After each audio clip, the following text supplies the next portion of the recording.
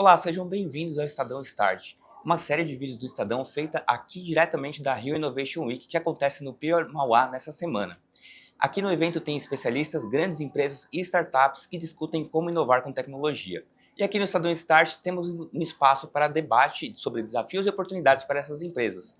Estamos aqui agora com a Renata Petrovic, Head de Inovação do Bradesco. Bem-vinda, Renata. Obrigada pelo convite. Prazer. Legal. Renata, queria começar te fazendo uma pergunta já sobre esse ecossistema de inovação e como o Bradesco tem lidado com ele. A gente está numa etapa mais amadurecida no mercado de startups no Brasil e no mundo, e, ao mesmo tempo, ainda existem desafios entre as grandes empresas que querem se conectar ao setor financeiro, a empresas de grande porte. Como o Bradesco tem feito essa ponte e fomentado o ecossistema aqui no Brasil? A gente faz de duas formas. A gente traz desafios das próprias áreas de negócio. Então, uma inovação aberta, não tão aberta assim, mais focada em desafios que existem, né, na própria organização. Mas também a gente ouve muito o mercado e os empreendedores. E a gente está sempre aberto a ouvir o que tem de novo e que pode ser aplicado aos serviços financeiros, à organização Bradesco. Então, a gente tem essa via de mão dupla, né? A gente está sempre de olho aberto para boas soluções de ótimas startups, que tem muitas no Brasil, e de tecnologia. Excelente. Falando em startups, estamos com duas aqui. Vamos começar pela Isabelle Guimarães, que é a fundadora da Flower Nanotechnology, que é dedicada ao setor de cosméticos e saúde. Bem-vinda, Isabelle. Conta pra gente um pouco como vocês têm atuado. Obrigada pelo convite, Lucas. É um prazer estar aqui no Estadão, né, para essa entrevista. E contar um pouco da Flower é contar um pouco da minha trajetória também, né?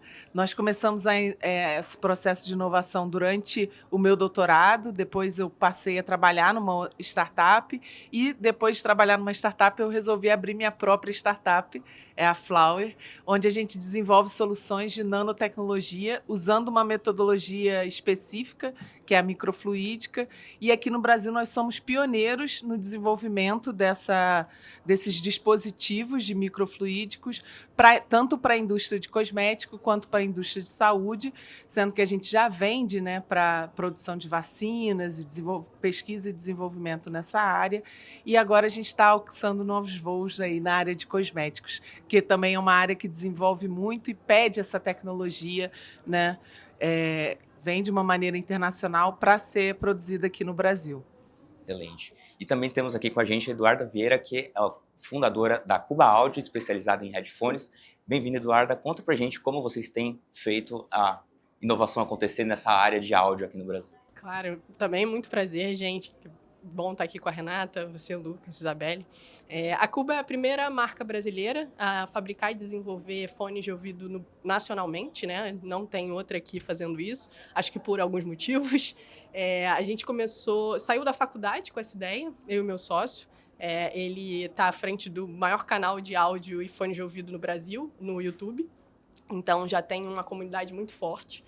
E a gente sempre busca entregar qualidade de som, né, de áudio, produto feito para durar e com design com identidade.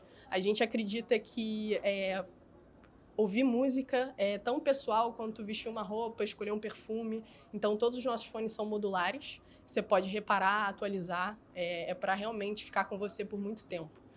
Então, a gente tem... Nosso primeiro modelo foi o Cuba Disco, né, que é um headphone de madeira. Falei do design de identidade. Ele é muito característico, você às vezes nem precisa do logo para saber que é da Cuba. E a gente hoje já anda ali por outros modelos, né? Muito difícil fazer hardware no Brasil, mas a gente hoje já tem o in-ear, já tem outros modelos em diferentes faixas de preço. E sempre com essa mesma identidade, né? Essa qualidade de som, esse cuidado com o cliente, né? Porque, enfim, o produto é todo modular. A almofada, vocês já devem ter tido fone de ouvido, que a almofada esfarelou, o cabo deu mau contato. E não é porque o fone é ruim, é peça de desgaste natural, né? Tem gente que transpira mais, tem gente que não cuida tanto do seu cabo. E não tem por que jogar um fone fora, porque esse tipo de coisa acontece. Então, um alto-falante, para vocês terem uma ideia, pode durar 100 anos. Então, você só precisa trocar essas peças. E muitas marcas, às vezes, tem essa possibilidade, mas ao mesmo tempo você não sabe onde comprar. Ah, o meu fone da marca tal, a almofada estragou, o que eu faço agora? A pessoa joga o fone fora e vai comprar outro. Isso eu acho um absurdo, né? O seu carro, o pneu furou, você não vai abandonar ele na rua e comprar outro. Então, a gente acredita muito nessa sustentabilidade. Bacana. E, Renata, queria te perguntar uma coisa. A gente, no ecossistema de inovação, se a gente olha dados, a gente vê que o número de startups criadas no Brasil tem crescido ao longo dos anos. Para o Bradesco, para uma empresa desse porte, ficou mais fácil, mais difícil de selecionar? E quais são os critérios que vocês buscam para, de fato, impulsionar essas empresas? Acho que a oferta realmente cresceu e as startups estão mais maduras, então realmente a nossa tarefa ficou mais difícil ainda, né, de selecionar o perfil. Mas a gente, assim, em primeiro lugar é o fit mesmo, né, a adequação estratégica, né, daquilo que a gente está buscando, faz sentido, é o momento, né, se existe vamos dizer, uma demanda para aquilo. Então, esse acho que é o primeiro filtro, né? E, claro, a gente vai olhar para a qualidade do time, né, do empreendedor, a gente vai olhar muito para a qualidade da solução, o estágio da solução é muito importante, porque o Bradesco é uma organização grande, muito grande, né? Então, mesmo para fazer uma prova de conceito, né, a gente tem algumas exigências que exigem que a solução tenha um certo desenvolvimento. E aí depois, quando dá certo e a hipótese é comprovada, os resultados são bons, normalmente a gente faz parceria para escalar mesmo a solução. E aí é um teste mesmo de resiliência para as startups, porque é um volume grande. Então a gente olha muito para isso, as condições que aquela solução vai ter para escalar, e a adequação, e claro, a qualidade do time, acho que é uma das coisas mais importantes, né? O founder, a founder, a gente olha para, acho que é o básico, né? De muito também das características que os VCs olham. O Bradesco também tem um venture capital, um fundo, então a gente está também olhando tanto para parcerias, mas também para a possibilidade de investimento nas soluções que fazem sentido, que têm a ver com a nossa estratégia. Excelente. E hoje temos aqui um debate só com mulheres e eu preciso fazer essa pergunta para vocês. Quais foram os principais desafios que vocês enfrentaram, vocês duas, tanto a Isabelle quanto a Eduarda, para conseguir empreender? E se isso foi um diferencial, se foi um desafio, foi um entrave, qual foi o impacto disso para vocês? A gente como mulher tem uma etapa a mais para vencer, né, eu acredito. A gente sempre está tentando se mostrar mais capaz, mais competente dentro das nossas áreas e desenvolvendo isso. E também tem outras questões quando a gente entra num lugar de negócios e a gente não se sente tão representada, né? Tem aumentado o número de mulheres, mas ainda assim é muito pequeno. Eu participei de uma aceleração agora que eu era a única CEO mulher. Então, quando você entra num ambiente assim mais masculino, você tende a se preocupar um pouco com essa representatividade. Ao mesmo tempo que eu sou a representatividade que as meninas estão vendo. Então, isso para mim me deixa muito feliz quando eu percebi que isso estava começando a acontecer. Outras startups dentro da minha pós-graduação começaram também fundaram, né? As meninas fundaram startups também. Então, isso também foi muito gratificante, assim, quando eu comecei a perceber que servi de inspiração para outras mulheres. Não, realmente a gente está aqui, né, com a maioria mulheres, realmente é muito bom. Acho que é um ambiente mais até confortável, né? Porque é isso, acho que eu não sou novinha, mas tenho 34, dentro do meio até geralmente sou a mais nova. A gente trabalha muito com os fundos que já investiram, né, na nossa empresa, porque como hardware a gente sempre precisa ali de fluxo de caixa e precisa sempre estar com investimento. E a gente tem conselho administrativo e são sempre homens mais velhos, né? Então, no começo era bem difícil, assim, para mim. Hoje eu digo que eu já entrei ali no ritmo, mas aquilo de não não tá dando o meu melhor, ou o que estão pensando de mim, se eu não sou capaz. Isso são coisas que acabam sabotando, não tem jeito, porque realmente é um ambiente muito masculino, né? Eu lembro no começo da Cuba que sempre me mandavam um e-mail, sou eu e meu sócio, e eu acho que pode ser, óbvio, coincidência, mas sempre mandava um e-mail Eduardo. Não, Eduardo. E eram em várias, não só em uma pessoa, né? Várias. Então, talvez isso de, os sócios são homens. Não posso afirmar, claro, mas eram coincidências um pouco demais, assim. Muitas pessoas faziam o mesmo. Depois pediam desculpa quando entendiam. Mas isso da gente estar sempre querendo se provar, né? Então, de estar à frente de algum negócio, você precisa sempre parecer, né? Mais do que até você entrega. Nessa questão dos investidores, é importante a gente ter investidoras mulheres, né? Eu acho que a gente se sente representada e a gente percebe que a aceitação é de maneira diferente, o entendimento. Então, eu acredito que cada vez mais esses investidores mulheres vão chegar e a gente vai tomando conta desse espaço que é nosso, né? E faz parte a gente estar ocupando esses espaços. E acho que a liderança feminina, de alguma forma, ela se complementa ali. Por exemplo, sou eu e o meu sócio, eu acho que a gente é muito complementar e, ao mesmo tempo, eu vejo que eu sou um pouco mais sensível ao interno, né? Ali, às pessoas, o que é muito bom para a cultura. Eu acho que fortalece bastante. Eu vejo isso em outras lideranças femininas. Sem dúvida. Em empresas, acho que é a mesma coisa. Acho que a questão desse balanço, essa representatividade tem estudos, né? É fato, né? Eu também tenho um sócio, eu sinto a mesma coisa, concordo. Assim, a gente tem duas visões que complementam e a gente funciona super bem junto, a gente trabalha junto. Ele faz mais a parte de nanotecnologia do laboratório, né? E eu e ele, a gente é uma dupla, assim, para certas coisas eu tenho um olhar diferenciado e ele tem outro. E é isso, a liderança da diversidade, né? Que se complementa. Quanto mais diverso o lugar, melhor. Mais ideias surgem, mais frutífero é aquele ambiente. E de forma nenhuma trazendo isso, eu levo para o lado soft. A mulher, não, é mais da sensibilidade mesmo. Exato. No fim, é um problema estrutural, né? Mulheres na tecnologia já né? A gente assim, vê muitas iniciativas, mas que ainda não chegaram no nível que a gente sabe que é necessário, né? A gente tem que agir lá na base, eu acredito, assim, porque as meninas já começam a repetir matemática, não ter tempo de estudar quando elas são ainda muito novinhas, quando tem 14 anos.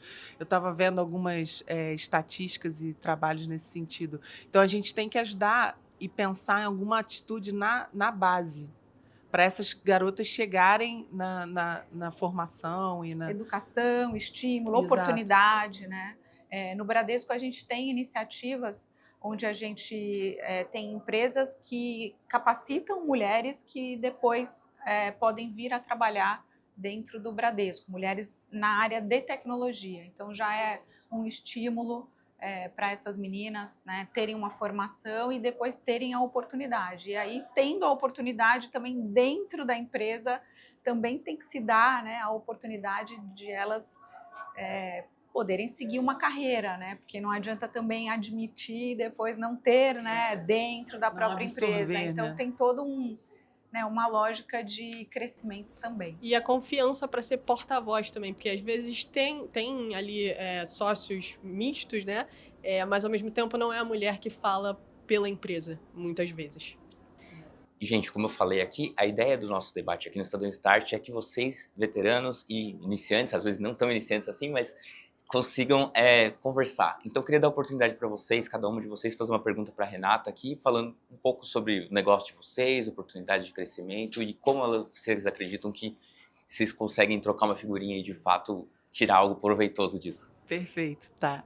Eu estava aqui pensando mesmo nesse sentido, porque como nós temos as startups e a gente está no meio e utiliza os bancos, eu queria saber se o Bradesco tem algum produto voltado especificamente para as startups, dessas pequenas empresas que estão começando, que ainda não se estruturaram financeiramente por completo, né? A gente está estruturado, mas de alguma forma precisa de um apoio maior, um suporte. Não digo nem financeiro, às vezes é um suporte mesmo, assim, de alguma parte educacional, consultoria, alguma coisa nesse sentido financeiro, voltado para as startups, entendeu? Algum produto nesse sentido.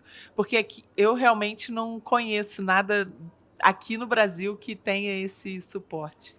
A gente tem no nosso hub de inovação, inclusive a gente tem uma interação muito grande a gente fica na Angélica, pertinho da Paulista, e no nosso prédio tem a própria agência Bradesco, que por conta de estar nesse ambiente, né, são 10 andares, a gente tem lá mais de 230 startups, eles adquiriram muito esse expertise de entender as necessidades das startups e ter uma lógica de oferecer produtos mais específicos e nichados, né? Então, muito pela proximidade e pela especialização ali do ramo, né?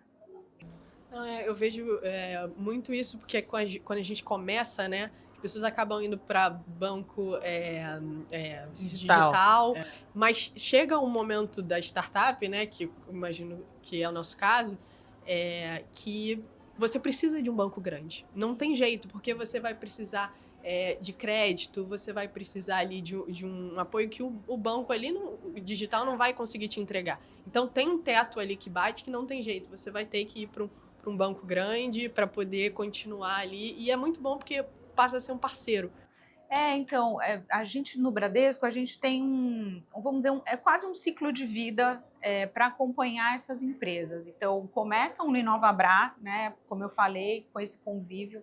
Depois a gente tem, aí a startup vai também crescendo, né, precisando se estruturar, precisando de mais produtos financeiros. Aí a gente tem uma célula de atendimento que a gente chama de Corporate Tech, que é para atendimento e produtos para startups já um pouquinho maiores.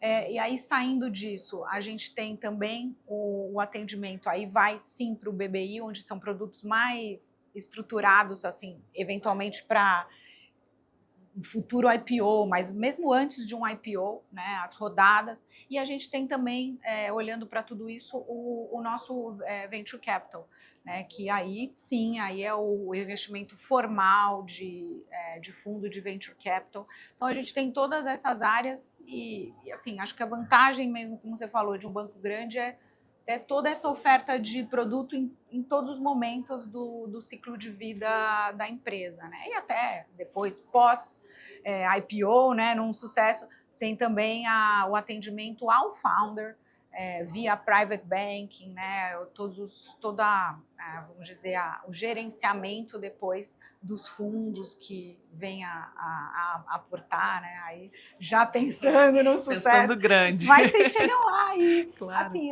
muito legal, assim, as duas iniciativas, é um super prazer, assim, estar com vocês aqui, porque baita coragem de investir num negócio de hardware no Brasil, especificamente em fones, porque eu, assim, até eu achei muito legal, porque um dos meus hobbies eu gosto de tocar, eu sou DJ, brincadeira, e eu aprecio muito fones de ouvido, e realmente eu não conhecia a Cuba, aliás, quero conhecer, testar muito seu fone, porque, assim, realmente daria, assim, teria todo o prazer de usar uma marca brasileira, né, de qualidade, porque realmente faz toda a diferença.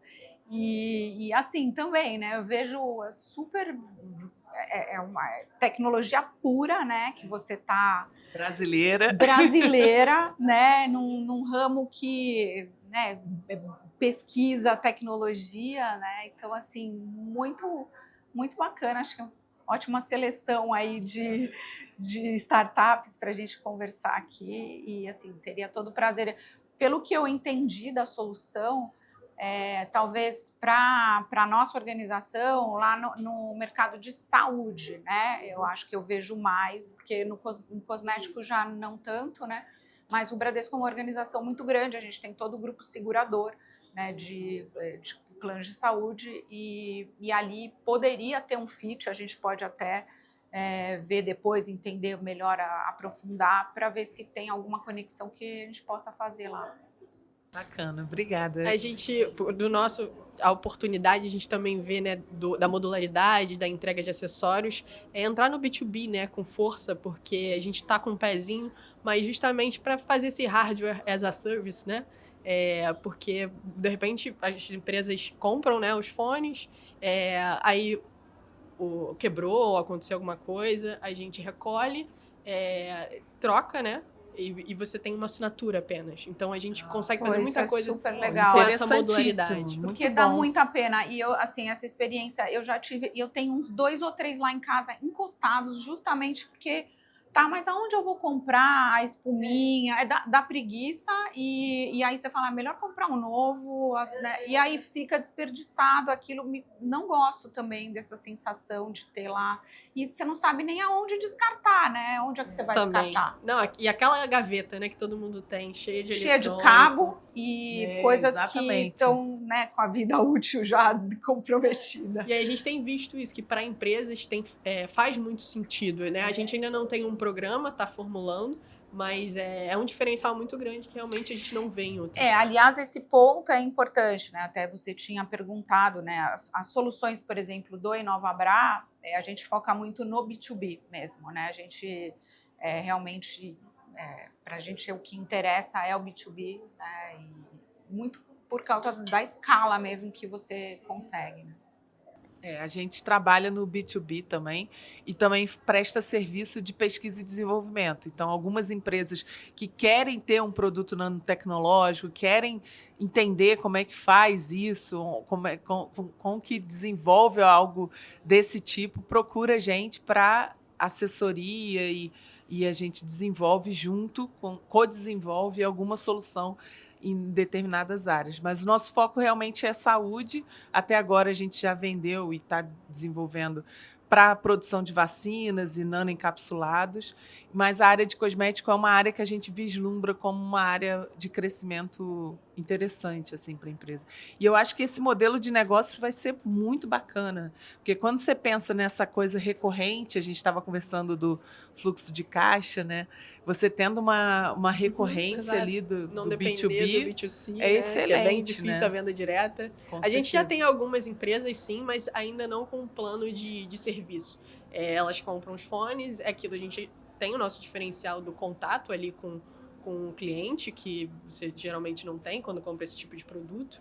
Então a gente faz ali o suporte, tá sempre disponível. Mas a ideia é chegar lá nesse modelo de serviço. E como é que você pensa os produtos novos, assim? Como é que inova? Quem é que cria um fone novo? Como é que acontece isso? Eu sou designer de produtos junto com o meu sócio, mas a gente tem uma área hoje. A gente, não vou mentir, o céu é o limite, a gente tem muitas ideias, mas realmente, como a Renata falou, hardware no Brasil é muito difícil, a gente precisa de um investimento muito grande. O que a gente pôde fazer até agora, a gente está fazendo. O nosso produto ser modular também abriu caminhos para a gente poder fazer muita coisa na base dele. Mas a ideia é ter vários outros tipos de produto ali no meio do áudio, né? Caixas de som, de retorno, enfim, DACs, amplificadores. Só que realmente é bem difícil. E alguns componentes vocês importam também para compor não tem produção nacional de alto-falante, fone de ouvido e conector. Então, a gente, desde o dia 1, quando era 3 pessoas montando fone em casa, a gente fazia importação.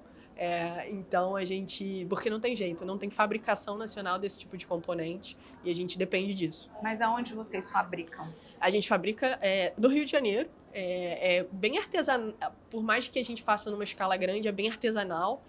São feitos à mão, o arco de madeira é daqui do Rio, as almofadas são do Sul, e as peças eletrônicas a gente importa Estados Unidos e China. Então, no fim, é um produto brasileiro com uma pitadinha ali de globalização. Exato, mas não tem o jeito. design, que eu acho que é o principal, né? Eu acho que é onde a inteligência criativa está aqui no Brasil. Isso é super legal. Então, pessoal, queria agradecer a presença de todos vocês, Isabelle, Eduarda, Renata. Esse foi o Estadão Start de hoje. Fique ligado que tem mais por aí. E acompanhe tanto o site quanto as redes sociais do Estadão para conferir a cobertura completa da Rio Innovation Week. Até mais!